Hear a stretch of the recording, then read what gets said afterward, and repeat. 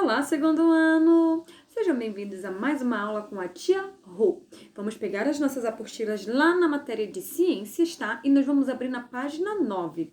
Hoje nós iremos continuar falando sobre diversidade de seres vivos e os seus ambientes, ok?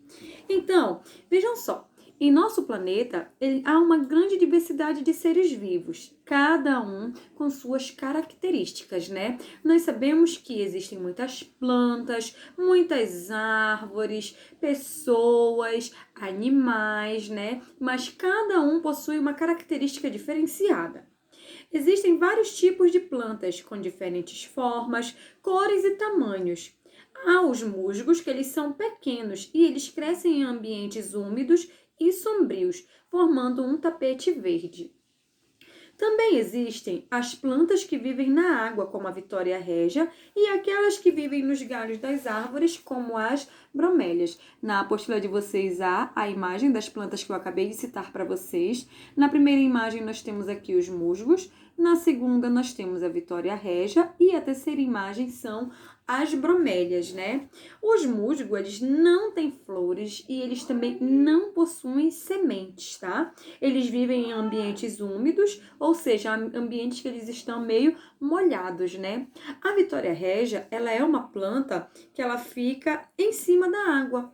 Crescem as hastes delas, né? E ela é uma planta aquática, ok? Os sapos até mesmo gostam de estar em cima dela também, sabiam? E por último, nós temos a bromélia, né?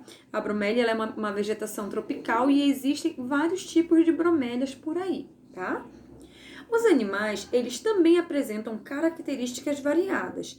Há aqueles que são grandes, né? Mas também tem os pequenos. Os grandões são como as antas, o boi, né? Mas também tem os pequenos como as pulgas, tá? Agora, alguns vivem na água, como os peixes, e outros no ambiente terrestre, como a onça-pintada. Vocês já pararam para imaginar um peixe na terra? Será que ele sobreviveria? Será que seria o ambiente adequado para ele? Não, né, gente? O ambiente adequado para um peixe é onde? Na água, né? Então, aqui embaixo nós temos a imagem dos animais que eu acabei de citar para vocês, né? Temos aqui a anta, a pulga, o peixe e a onça pintada, ok? Então, lá embaixo, nós temos aí uma perguntinha. Que outros animais e plantas você conhece? Agora eu quero ouvir vocês, né? Vocês vão colocar lá embaixo que outros animais ou plantas vocês conhecem.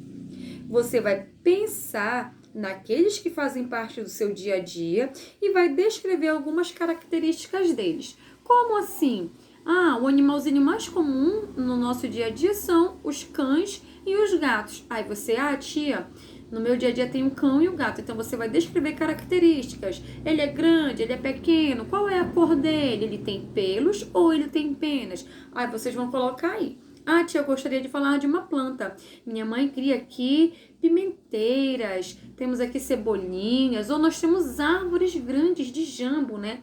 Novamente você vai falar sobre as suas características, ok? É só colocar aí no finalzinho. Agora, vamos virar para a página 10.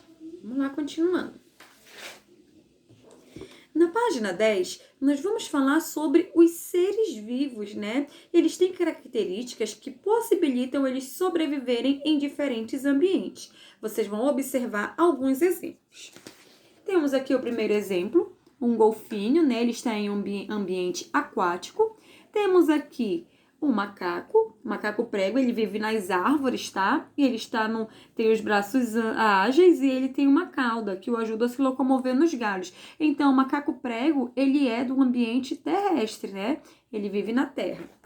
Embaixo nós temos os cactos. Os cactos, eles são plantas adaptadas a ambientes quentes e secos, né? Observem aqui no cantinho o cacto. E por último, nós temos aqui o urso polar. O urso polar, ele é adaptado ao frio. Será que se nós levássemos um passarinho para viver lá no Polo Norte junto com o urso polar, será que ele sobreviveria? Eu acho que não, né, gente? Porque as peninhas dele, elas são adequadas para ambientes mais quentes, ok? Então, agora nós vamos virar para a página 10, certo? Na página 10 tem um negócio bem legal para vocês fazerem aqui. Nós vimos que as características dos seres vivos, elas permitem habitar determinado ambiente e esses ambientes eles são chamados de adaptações, né? Cada ser vivo ele vai se adaptar àquele ambiente, certo? Essas características elas vão variando de acordo com o ambiente de cada ser vivo. Os ambientes são aquáticos, são terrestres, regiões quentes ou frias. Então, que tal conhecer mais sobre as adaptações dos seres vivos? Você vai escolher um ser vivo, né? Pode ser um animal ou uma planta. E com a ajuda de um adulto, você vai pesquisar em livros ou na internet quais são as características que lhes possibilitam viver em determinado ambiente.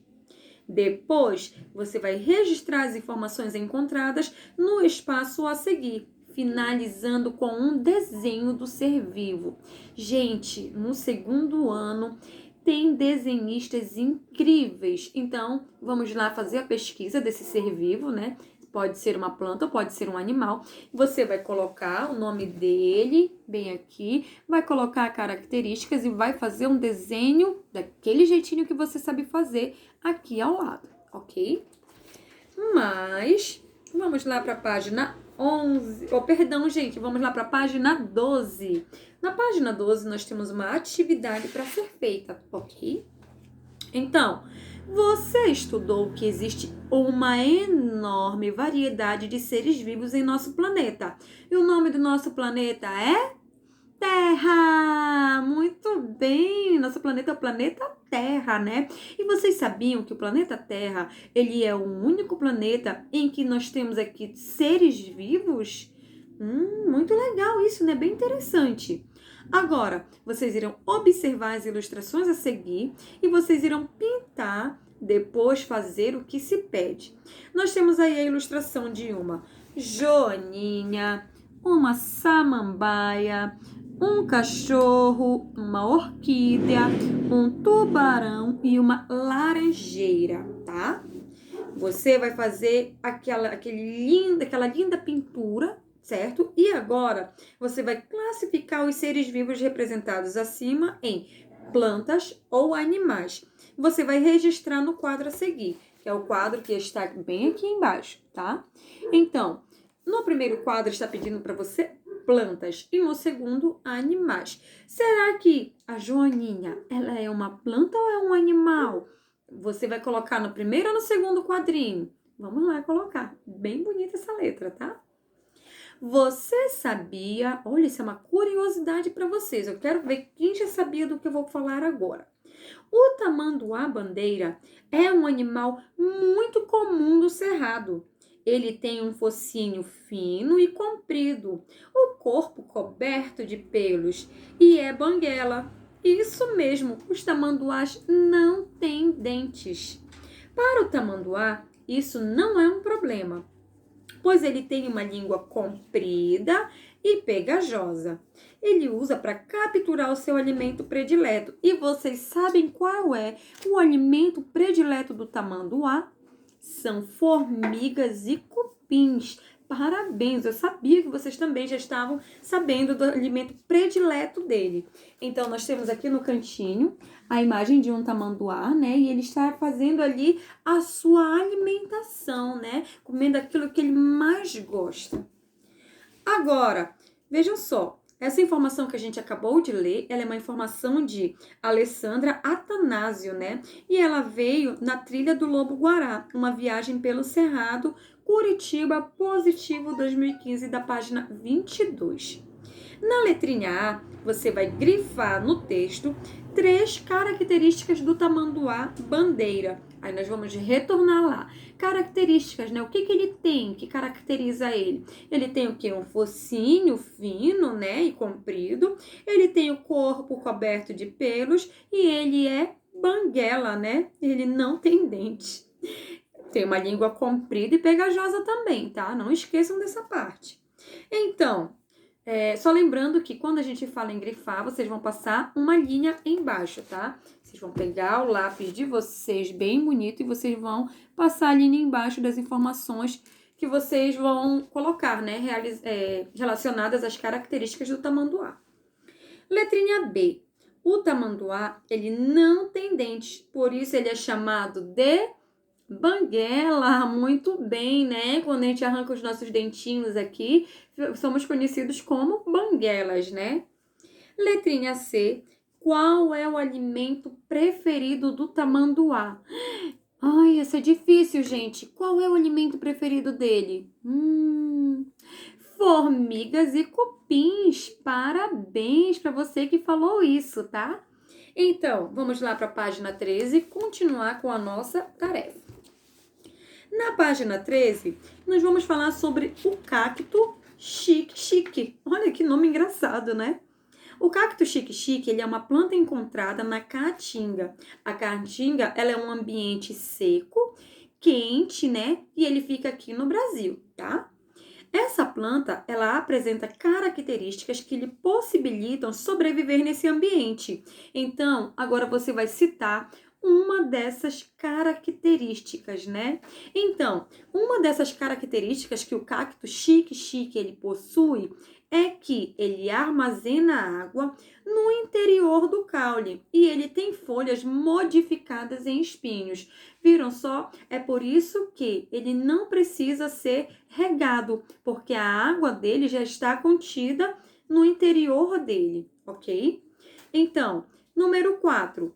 Os ursos polares, eles têm uma grossa camada de gordura embaixo da pele e o corpo coberto de pelos longos e densos, né? Essas são adaptações para a vida no ou na. Então, será que essa adaptação de uma camada bem grossa de pelos, de pele e muita gordura, será que é para o deserto?